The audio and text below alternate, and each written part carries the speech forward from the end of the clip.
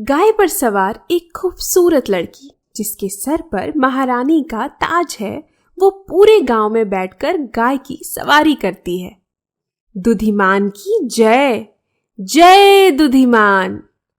गांव वालों के नारे से ये प्रतीत हो रहा था कि वे सभी उस लड़की को दुधिमान कहकर पुकार रहे होते हैं। गांव वालों के नारे सुनकर लड़की और भी उत्साहित हो रही होती है और वो गाय की सवारी करते हुए आगे बढ़ रही होती है। तभी गांव वालों का नारा बंद हो जाता है और एक आवाज तेजी से पूरे गांव में फैल जाती है।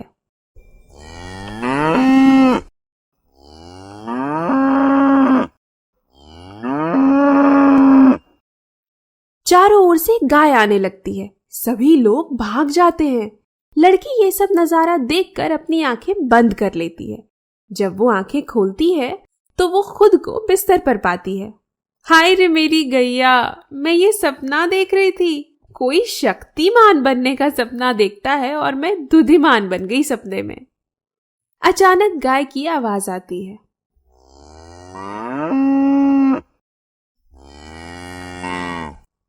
लग जा गंगा काम पर, तेरे बच्चों ने आवाज दे दिया है। गंगा बिस्तर से उठकर सीधा अपने गायों के तबेले में जाती है। सभी गायों की साफ सफाई कर कर उन्हें भूसा पानी देकर दूध दूहकर दूध बेचने गांव में निकल जाती है। दूध ले लो, दूध बिना मिलावट के, ताजा ताजा दूध ले लो। गांव के लोग गंगा की गायों की दूध की बहुत प्रशंसा करते हैं। धीरे धीरे सभी गांव वाले गंगा से दूध खरीद लेते हैं। गंगा खुशी खुशी घर की ओर जा रही होती है। तभी गांव के मुखिया के आदमी गंगा के पास आकर उसे परेशान करने लगते हैं। अरियो गंगा, गाय वाय बेचकर महारानी की तरह जिंदगी क्यों नहीं जीती? बल्लू, मुझे परेशान मत कर। यही सलाह तू अपनी घर की स्त्रियों को दे। अरे बल्लू भैया, ये गंगा है गंगा, ये सीधी बात नहीं समझती। अब तो इसे मुखिया जी ही समझाएंगे अपनी भाषा में। देख बल्लू साजन, ये छिछोरी हरकतें करना बंद कर और ढंग की कोई नौकरी पकड़ ले। ये आवारों की तरह घूमना और लड़कियों को परेशान करना छोड़ दे। इंसान बन जा। जाइए भाभी जी, जाइए, हम आपको ज्यादा परेशान नहीं करेंगे। गंगा अपने घर की ओर बढ़ जाती है। मुखिया जी, मुझे तो नहीं लगता कि गंगा आपसे शादी भी करेगी। उसमें काफी अकड़ है। अकड़ है तो क्या, मैंने अच्छे अच्छों की अकड़ तोड़ी है और शादी तो मैं गंगा से ही करूंगा। पर कैसे मालिक? देखते जाओ। अगले दिन कुछ गांव वाले गंगा के घर के बाहर आकर शोर करने लगते हैं। अरे ओ गंगा, घर में क्यों छुपी है? बाहर निकल। अरे ओ गांव वालों, आप सब भी सुनो।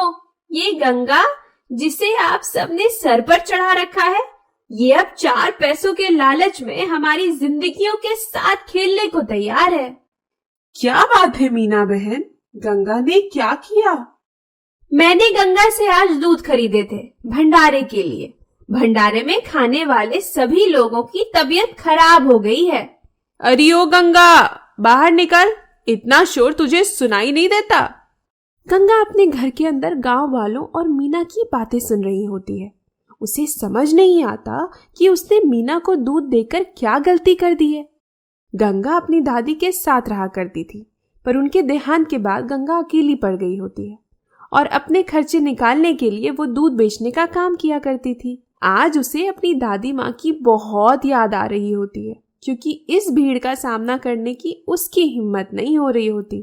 थोड़ी देर में गांव वाले आक्रामक हो जाते हैं। देखो इस गंगा को, कैसे दुबक कर अंदर छिपी है। थोड़ी देर में गंगा हिम्मत कर गांव वालों का सामना करने के लिए बाहर आती है। आ गई महारानी, तुझे तो मुखिया जी से कहकर ऐसी सजा दिलवाऊंगी कि फिर कभी मिलावट का सोचेगी नहीं। चाची, मुझे नहीं पता आप किस मिलावट की बात कर रही हैं। मैं तो बिना मिलावट की दूध देती हूँ।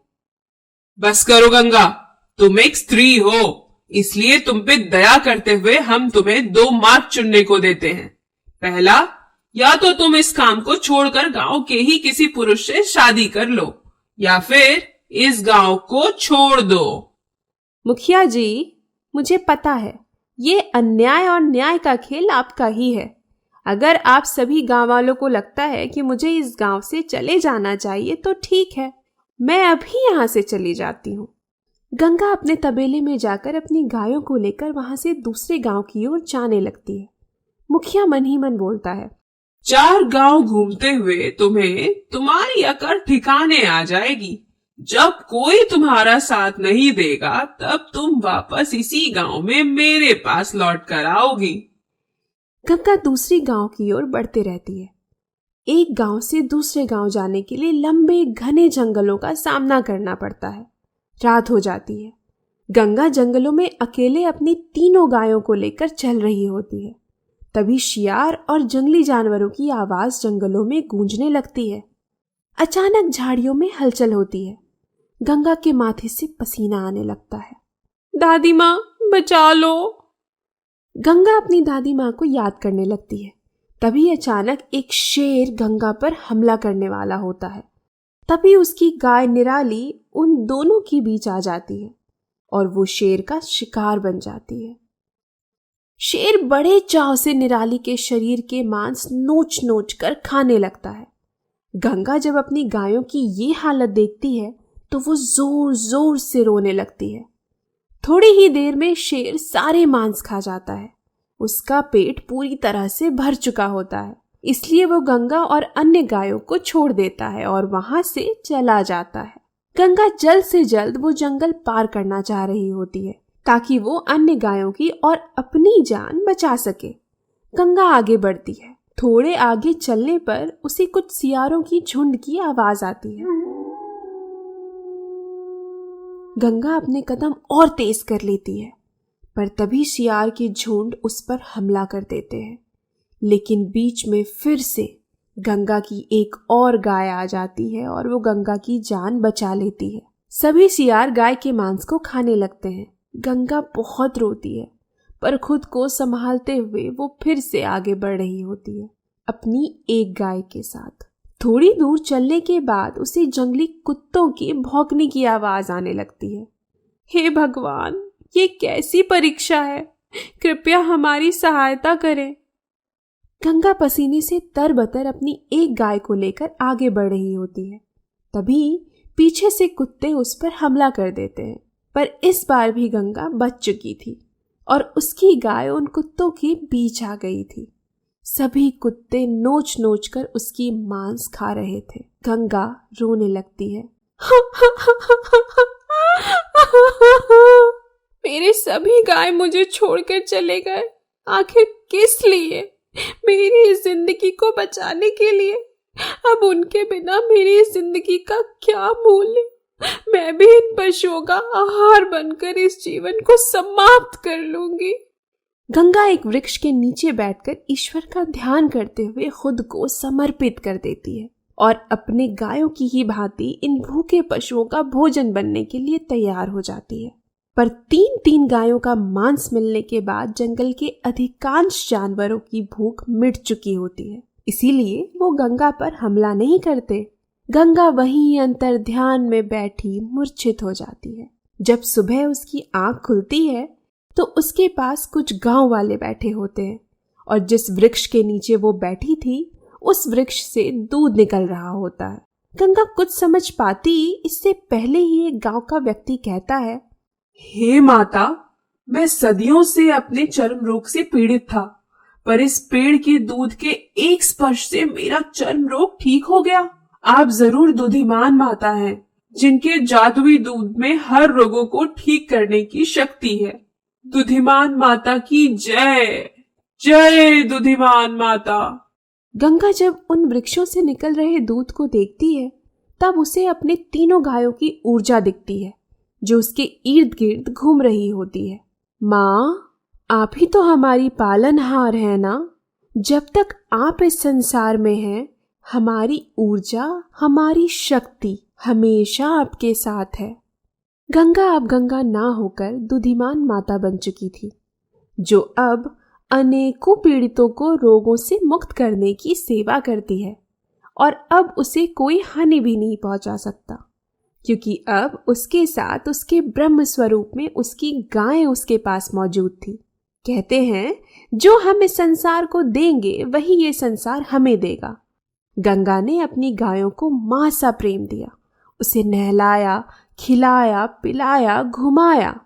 आज ये गायें एक संतान की भांति गंगा का ख्याल रख रही हैं। ये सभी गंगा के अच्छे पुण्य ही हैं जो उसके जीवन को सुखमय बना रहे हैं। गंगा को ये समझ आ जाता है कि दुधिमान का सपना उसके लिए एक इशारा था कि उसके जीवन में कुछ ऐसा घटित होने वाला है।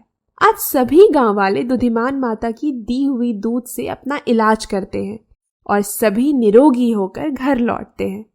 लेकिन गांव का वो मुखिया जिसने गंगा के अस्तित्व को मिटाने के लिए इतने सारे षड्यंत्र किए थे, आज वो स्वयं कुरूपता और चर्म रोग से पीड़ित हो चुका है। मुखिया बिस्तर पर लेटा अपने चमचे साजन और बिल्लू को आवाज देता है। साजन, बिल्लू, कहाँ हो?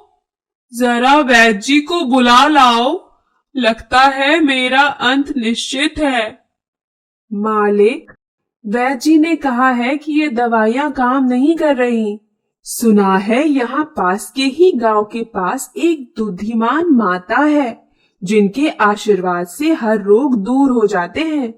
क्यों ना आप उनके पास चलिए। तो देर क्यों कर रहे हो तुम दोनों?